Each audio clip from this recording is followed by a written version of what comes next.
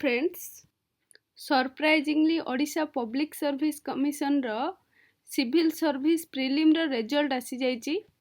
Odisha civil services preliminary examination 2023 जो माने 2023 रो exam देइथिले से माने एठी चेकआउट करिवे कहार प्रिलिम क्वालिफाई हेची कि नाही। एई एग्जाम टी प्रिलिम एग्जाम टी 15/12/2024 माने 15 डिसेम्बर रे हेइथिला। ऑलमोस्ट मासे 23 दिन पर प्रिलिम रिजल्ट बाहरी।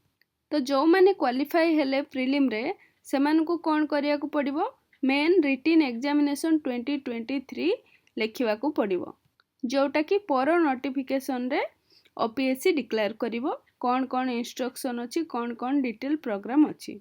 आउ केते जण क्वालिफाई हेचंती 4799 जण क्वालिफाई हेचंती।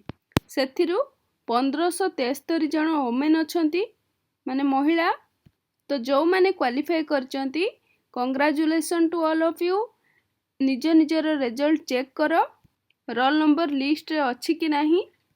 जो माने क्वालिफाई करिचो सेमानको पई बहुत बहुत कांग्रेचुलेशन।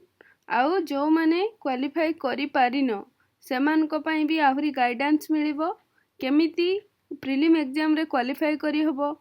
आ जो माने क्वालिफाई करिचो से माने मेंस एग्जाम रे केमती प्रिपरेशन करिवो आ मेन पई केमती भलो परफॉर्म करि परिवो सेथिरे भी गाइडेंस मिलिबो।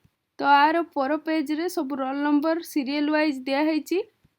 निजर रोल नंबर चेक करिकी आपण अछंती ना नाही चेक करिकी कमेंट रे जणैबे। आउ जदि गाइडेंस आवश्यकता अछि ताहले से दिया जाइथिबा नंबर रे फोन करिवे।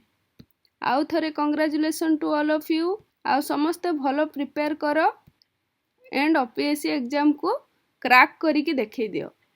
Thank you.